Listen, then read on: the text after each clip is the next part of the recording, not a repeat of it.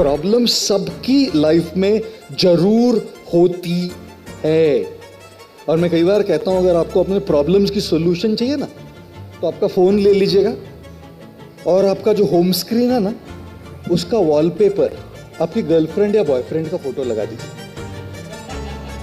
और जब भी बहुत सीरियस प्रॉब्लम आए ना यूं उठो और अपने आप को कहिए अगर ये हैंडल कर सकता हो तो दुनिया में कुछ भी हैंडल कर लूंगा मैं। क्या दुनिया किसी सन्यासी साधु को गुरु को छोड़ती नहीं छोड़ती? क्या दुनिया किसी कॉलेज स्टूडेंट को छोड़ती नहीं छोड़ती? दुनिया किसी को नहीं छोड़ती है जी। सबकी लाइफ में अपना अपना प्रॉब्लम आएगा, सबकी लाइफ में अपनी अपनी दिक्कतें आती है।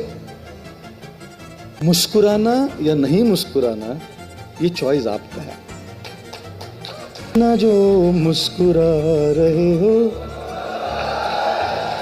गम है जिसको छिपा रहे हो। थोड़ा भी बड़ा स्टेप लेते हैं ना तो हम बहुत डरते हैं जी। तो जैसे मैं भी अभी एक थोड़ा बड़ा स्टेप लेने की कोशिश कर रही हूँ तो मैं बहुत कंफ्यूज रहती हूँ कि एस्ट्रोलॉजर के पास जाऊँ। कैलकुलेटेड रिस्क लीजिए लेकिन निकलिए अपनी जर्नी पर।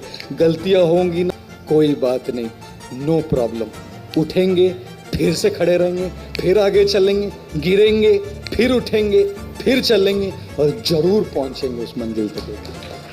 जी, मैं आपसे ये पूछना चाहता हूँ कि जैसे कि आप ऑन कैमरा हमेशा दिखता है कि आप हंसते रहते हैं। हाँ जी। क्या रियल लाइफ में भी आपको किसी चीज से पेन होता है, आहत होता है, या फिर सिर्फ ऑन कैमरा ही आप हंसते हुए दिखते हैं? सर, कृष्ण को गीता से जोड़ा जाता है और गीता हमें कहा जाता है कि कृष्ण ने सुनाई, लेकिन मैंने कहीं पढ़ा वो कृष्ण ने नहीं, संजय ने सुनाई धृतराष्ट्र को, जो बाद में लोगों को पता लगा, क्योंकि वहाँ पे सिर्फ अर्जुन सुन रहा था और अर्जुन ने कभी गीता किसी को सुनाई नहीं। हमने गीता सुनी एक दास के उससे, तो दास ने सिर्फ सुना फल का चिंता मत करो और कर्म करते रहो।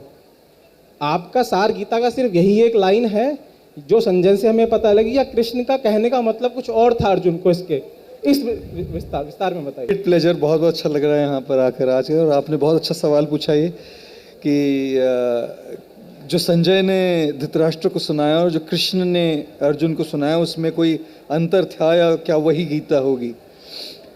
जैसे अगर मैं यहाँ पर बोलूँ अभी कुछ और आप कुछ उसमें से समझे और आप जाके अपने दोस्त को बताएं तो आप जो मैं बोल रहा हूँ उसका सार उसको बता रहे हैं, जो आपने समझा है वो उसको बता रहे हैं। लेकिन जो कृष्ण ने अर्जुन को बताया वो उसके सिचुएशन के हिसाब से, उसकी परिस्थिति के हिसाब से बताया गया था। तो आपने एक बात बताई अभी कि गीता में कृष्ण कहते हैं फल कर्म करते जा, फल की अपेक्षा मत कर। मेरे हिसाब से इस सेंटेंस को जो बोला गया है ना, जितना आउट ऑफ कॉन्टेक्स्ट कोट किया गया है हमारे देश में, बहुत ज़्यादा हुआ है वो मेरे हिसाब से। अब आप सोचिएगा, अगर कोई कहे कि कर्म करते जा और फल की अपेक्षा मत कर, तो फल मिलेगा कैसे? अगर आपको 200% जब तक अपना एनर्जी, आपकी पैशन, आपका कमिटमेंट, आपका डेडिकेशन आप जो कर रहे हो उसके लिए देंगे नहीं, तब तक कैसे आप आगे बढ़ेंगे? तो ये कहना कि कर्म करते जा और फल की चिंता मत कर, कितनी बड़ी गलत बात है ये, कितनी बड़ी गलत। अभी मैं बोल रहा था इंग्लिश स्टेडियम पे, मंच पे बोल रहा था कि अगर मैंने ये किताब लिखी है, मेहनत करके किताब लिखी है, और मैं ये कहूँ कि कोई एक भी व्यक्ति इसको ले नहीं, पढ़े नहीं, मैंने अपना कर्म किया है, कर्म करते ही जा बेटे, फल की अपेक्षा मत कर। पेंगुइन की कमिश्निंग एडिटर बैठी है यहाँ, वैशाली माथुर, वो कॉन्ट्रैक्ट उसी दिन साइन ऑफ कर देगी। बोलिए गीता वाले लोगों के साथ काम नहीं करना चाहिए, इनकी फिलॉसफी में कोई बहुत बड़ी गड़बड़ है।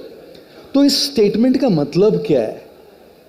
जब आप कर्म करते हैं तो आपको 200%, नथिंग लेस देन 200, नॉट 100, जो 100% देते हैं उनको भी गारंटी नहीं है ऊपर जाने की। 200% you have to live it, breathe it, पूरे शरीर के कण कण में उसका एहसास होना चाहिए जो करना चाह रहे हैं उसका। लेकिन जब आपने आपका 200% दे दिया, उसके बाद कई ऐसे फैक्टर्स होंगे जो आपके हाथ में नहीं होते। उसमें डिटैचमेंट होनी चाहिए, उसमें अनासक्ति होनी चाहिए। कर्म करते समय पूरी आसक्ति, और जब हो गया, जब आपके हाथ के बाहर है, उसमें डिटैचमेंट और अनासक्ति होनी चाहिए। इसलिए कहते हैं कर्म करते जा, फल की अपेक्षा मत कर। Thank you. Hare Krishna Guru ji.